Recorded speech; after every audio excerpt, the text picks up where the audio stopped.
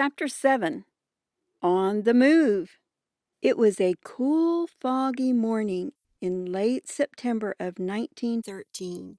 Maudie was 10 years old now, and she was mechanically setting the table for breakfast. Mother hurried about the kitchen in her customary way, putting a kettle of gravy on the stove to warm, checking on biscuits in the oven, and frying eggs, while Maudie was pouring water into tall glasses. Father and the boys clumped onto the back porch. By their excited voices, Maudie could tell that something out of the ordinary had happened. Her forehead wrinkled curiously as she listened. "What are you talking about?" she asked when they stepped into the warm kitchen. "Somebody was milking Lady down by the railroad," Jake blurted out. "Yeah, and worse than that, they stole a bunch of oats out of the barrel in the barn," Dan added. Mother's hand stopped in mid-air as she reached to lift a kettle. "What did you say?" she asked, turning toward them. "When I went out to get the cows, it was so foggy that I couldn't find them," Dan continued. "I finally followed the fence and found them all the way down by the railroad." He settled himself into his usual place on the bench and continued the story. "They were all there but Lady. When I called her, she mooed and didn't sound too far away. I soon found her, but guess what?" "What?" Maudie asked, trying to hurry him. "There was a man sitting on the ground and milking her into a wash basin." "What?" Mother asked. "Where did he come from?" "He said that he and his family are traveling through in a covered wagon. They're camped on the other side of the tracks, but it was too foggy to see them. They're from New Mexico and on their way to Reno County. He said he needed milk for the children. He saw our cows out there in the pasture and figured we wouldn't miss the milk from just one cow. So he helped himself." "But that's not all he helped himself to," Jake interrupted. "There are hardly any oats left in the barrels. I guess he thought we wouldn't miss that either." Mother looked sharply at Father. "What's that going to mean?" "Well, it'll probably mean we'll need to buy a little to tide us over until spring. We can sell one of the cows, too, to stretch the feed." "But we need all the butter and cream we can get," Mother reminded him. "I know, but we'll make it somehow." He scraped his chair up to the table, and Mother turned back to the stove. She knew by his manner that nothing more should be said about it. Father was always willing to help their neighbors, and if it was someone traveling through, they were no exception. Breakfast was eaten in a solemn mood. Even the children realized that the loss of the oats was a terrible setback in an already lean year. The days passed into winter, and a hard winter it was. The relentless wind howled around the house, nearly burying it in great drifts of snow. The supply of grain and hay dwindled with each passing day. Before spring arrived, not only one cow had been sold, but 3. Now only Lady, Bessie, Mool, and Rose were left, and there was hardly enough grain to feed them. One day, Father came home from work and went straight to the kitchen to talk with Mother. Maudie was sitting at the table peeling potatoes for supper, but Father told her to go to the barn and start milking. She knew he had something important to say to Mother and did not want her to hear. Obediently, she pulled on her worn woolen coat and went to the barn. How she wondered what he was telling Mother. After the chores were finished, Maudie helped bring the eggs and milk in to cool.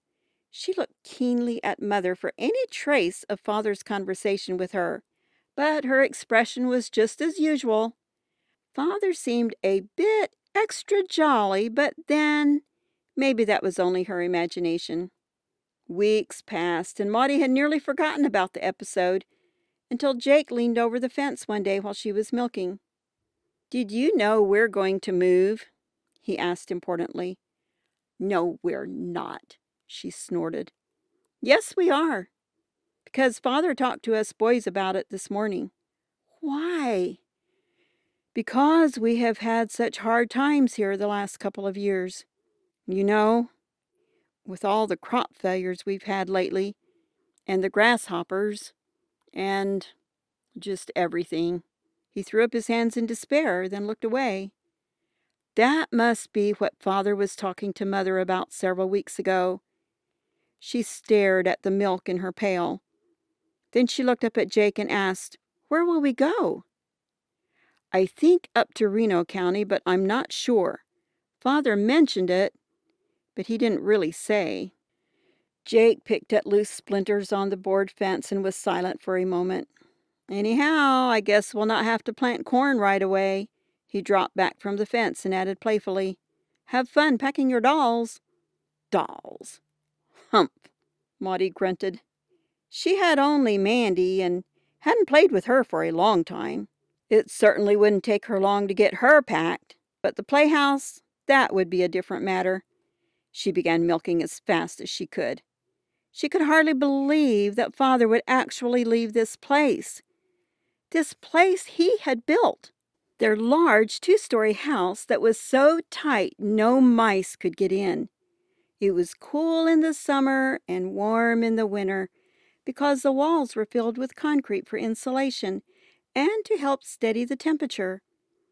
He had built the chicken house, the barn, and the tool shed. Surely he wouldn't want to leave all this. She raised her eyes and looked across the prairie. The grasses were just blushing green in the silvery sun. Would they really leave, never to return? Already she felt like a stranger. Immediately their lives changed. They were indeed moving to Reno County, 100 miles to the northeast, but still in Kansas. Their family and goods would go by train, and they knew they probably would never return. Plans were made to sell the farm. In a short time, Mr. Siebert, a neighbor to the north, bought it. Now, there was nothing to keep them in Ford County. Maudie helped Mother and Sarah pack dishes, canned goods, bedding, and countless household items. Mose Troyer and George Stutzman came often to help Father and the boys sort through tools and things in the barn and tool shed. Then there were wooden crates and boxes to build for the chickens and livestock. 2 boxcars were rented at the depot in Buckland, and wagon after wagon rolled across the prairie, loaded with their possessions. One boxcar would carry their household items, buggy, and machinery, while the other one carried the livestock. Because they would be charged according to the amount of weight they loaded, they left behind anything that was not considered necessary.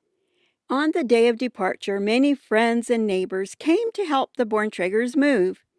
For dinner, they all drove across the railroad to Mose Troyer's home, where Lizzie prepared the dinner of fried chicken, potatoes, green beans, and apple and plum pie. It was so delicious that Maudie almost forgot it would be their last meal in Ford County. After dinner, she did not need to help with the dishes. Instead, she went with Mother, Sarah, and Edith Stutzman back to their house. Mary and Lydia stayed with Lizzie to take naps. At home, only a few pieces of furniture, several boxes of bedding, and their worn suitcases remained. The empty house seemed eerie and cave-like. Maudie took an old straw broom that they would leave behind and began sweeping the floors. Sarah helped carry the last of their belongings to Edith's buggy, and Mother made a final round of the entire house to make sure they would not leave anything of value behind. The move was real now, very real, and Maudie discovered she did not really mind, at least not like she thought she would. Father and the boys and several other men were pushing and shoving and pleading and shouting to get the animals onto Mose Troyer's cattle trailer. The chickens were clucking in a large wooden crate. It was only tall enough for their bodies, and their heads were scrunched down or sticking out between the slats. The rooster crowed, and Bessie mooed. Maudie could hear the men laughing and shouting, while Edna and Sarah talked sensibly in the kitchen. Mother's heavy footsteps could be heard on the rough boards upstairs, and Maudie's broom swished softly back and forth. back and forth across the living room floor. In a few hours they would be gone, never to return. As they drove down the long lane in Mose Troyer's buggy and turned onto the dirt road that led to Buckland, Maudie twisted around to look back. Suddenly she felt sad, so she spun back and looked straight ahead. A strange lump rose in her throat, and she swallowed hard to make it disappear. She did not like to feel sad, and tried not to care that they were leaving. Yet, in spite of herself, she turned around once more and looked long and hard at all Father had built.